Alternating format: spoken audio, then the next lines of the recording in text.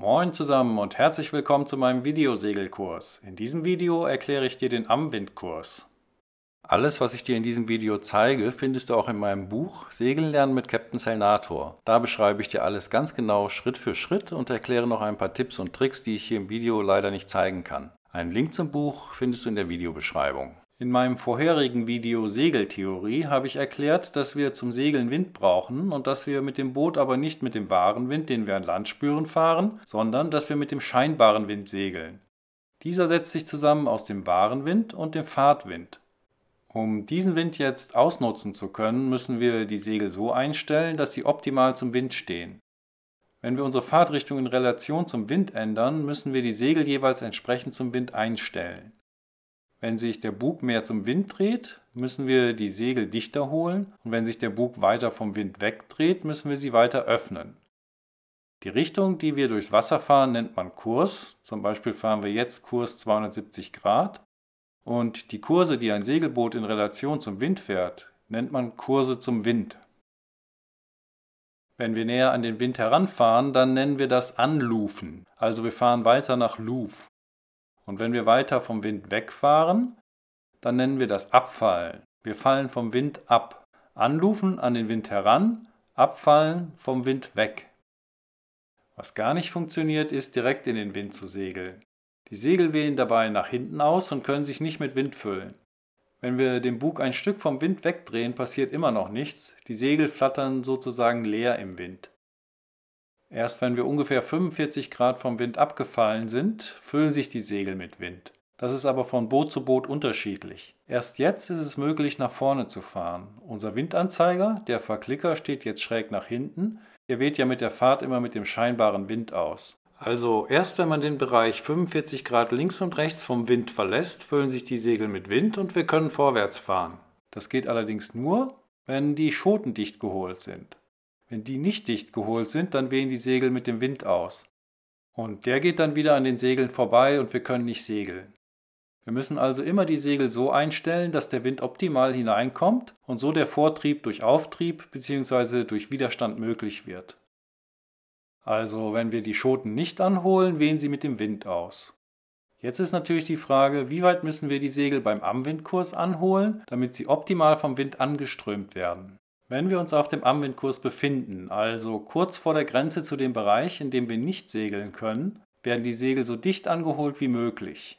Wie weit die Segel jetzt angeholt werden, ist von Boot zu Boot unterschiedlich, aber als Faustregel kann man sagen, dass das Ende des Baumes, also die Baumnock, über der Lehecke des Rumpfes stehen sollte. Und die Fock wird so weit wie möglich angeholt, möglichst nah an den Hohlepunkt, aber auch wieder nicht zu fest, denn alles geht irgendwann kaputt.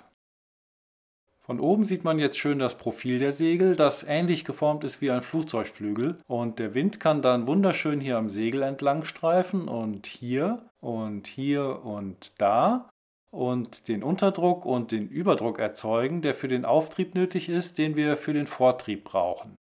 Jetzt haben wir die Segel richtig für den Amwindkurs eingestellt, aber sind wir jetzt wirklich auf dem Amwindkurs drauf und wirklich so nah am Wind, wie es geht? Das wissen wir nicht so genau. Wir können zwar am Verklicker sehen, dass er schräg nach hinten ausweht, aber wie gesagt, manche Boote können näher an den Wind fahren als andere. Und wie stellen wir das jetzt fest? Da gibt es einen Trick, und zwar, wenn wir ungefähr auf Amwindkurs fahren und die Segel dicht geholt sind, lufen wir einmal kurz an, ganz vorsichtig. Der Bug dreht sich in den Wind und kommt jetzt langsam in den Bereich, in dem wir nicht segeln können. Dann fängt die Fock an zu flattern, das heißt, sie killt. Das ist das Zeichen, dass wir schon zu weit angeluft haben. Also fallen wir vorsichtig wieder ein Stückchen ab und plötzlich, plopp, steht die Fock wieder und genau in dem Moment stellt der Steuermann die Pinne wieder gerade. Wenn wir den Kurs so gefunden haben, sagt der Steuermann, Amwindkurs liegt an. Jetzt fahren wir weiter, aber steuern und den Kurs halten ist gar nicht so einfach.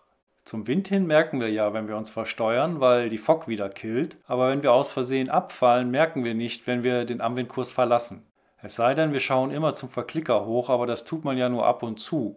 Um jetzt den Kurs schön gerade zu halten, schaut der Steuermann, wenn er den Amwindkurs so wie vorher beschrieben gefunden hat, über den Bug an Land und sucht sich dort einen markanten Punkt, auf den er zusteuert. Das kann ein Haus oder ein Baum oder irgendwas Ähnliches sein. Man fährt dann so, dass der Bug das Ziel gerade so abdeckt und so kann man dann den Kurs halten. Das funktioniert aber nur in Landnähe. Auf dem offenen Meer brauchen wir einen Kompass.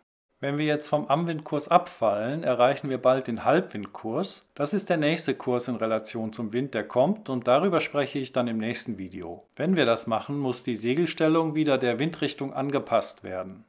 Also wenn wir abfallen, müssen die Segel weiter geöffnet werden. Das Kommando dazu heißt 4 auf die Segel.